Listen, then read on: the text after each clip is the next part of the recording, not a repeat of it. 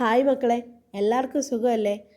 നമ്മുടെ ഇവിടെ നാട്ടിൽ CBSE കുട്ടികൾക്ക് ഓണപ്പരീക്ഷയൊക്കെ കഴിഞ്ഞു. ഒരു ഹാഫ് ഇയർ ഒക്കെ ആകാൻ പോകുന്നു. നമ്മൾ സ്കൂളിപ്പോൾ തുറന്നതേ ഉള്ളൂ. പക്ഷേ ദേ ചടപടയുന്ന സമയം അങ്ങ് പോയി. അബ്രോഡിലൊക്കെ ആണെങ്കിൽ അവരുടെ വെക്കേഷനൊക്കെ കഴിഞ്ഞ് വീണ്ടും സെപ്റ്റംബർ ആകുമ്പോഴത്തേക്കും ഒരു പഠിത്തത്തിൻ്റെ മോഡിലോട്ടൊക്കെ കടക്കാൻ പോവാണ്. അപ്പോൾ ഇനി വരാൻ പോകുന്ന ഹാഫ് ഇയർ എക്സാമാണ്.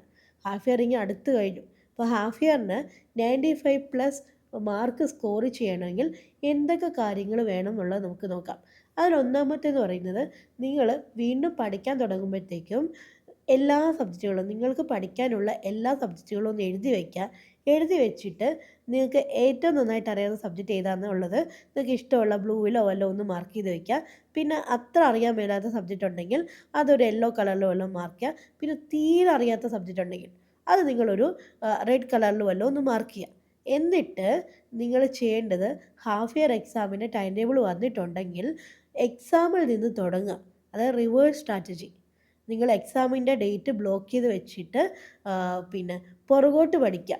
ഓക്കെ, നിങ്ങൾ എക്സാം വരുന്നല്ലോ നോക്കിയല്ല പഠിക്കേണ്ടത്, ബാക്കിലോട്ട് പഠിക്കുകയാണ് വേണ്ടത്.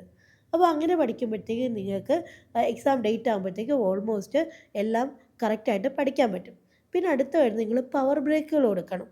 നിങ്ങൾ കുറച്ച് നേരം പഠിച്ചു കഴിഞ്ഞിട്ട് ഒരു 25 മിനിറ്റ് പഠിച്ചു, എന്നിട്ട് നിങ്ങൾക്കൊരു 10 മിനിറ്റ് വല്ല ഒരു ബ്രേക്ക് എടുക്കാം. എന്നിട്ട് പിന്നെയും പഠിച്ചു. അതിന് പറയുന്നത് നമ്മൾ പ്രൊമോഡോറോ ടെക്നിക്ക് എന്നാണ്. ആ ടെക്നിക്ക് നിങ്ങൾക്ക് പഠിത്തത്തിൽ ഉപയോഗിക്കാവുന്നതാണ്. പിന്നെ ഏറ്റവും പ്രധാനം റിവൈസ്.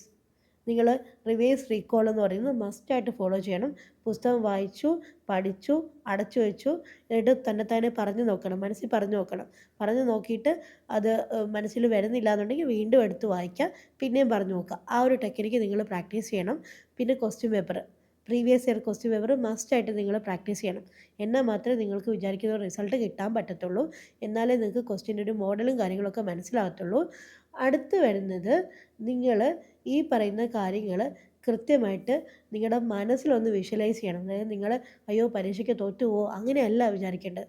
നിങ്ങൾക്ക് നല്ല കോൺഫിഡൻസ് ബൂസ്റ്റ് ചെയ്യാൻ വേണ്ടിയിട്ട് നിങ്ങൾക്ക് നല്ല മാർക്ക് കിട്ടുന്നത്, അല്ലെങ്കിൽ 95% കൂടുതൽ മാർക്ക് കിട്ടുന്നത് നിങ്ങൾ മനസ്സിലൊന്ന് വിഷ്വലൈസ് ചെയ്യണം. അപ്പോൾ ഇത്രയും ടെക്നിക്കാണ് എനിക്ക് പറഞ്ഞു തരാനുള്ളത്.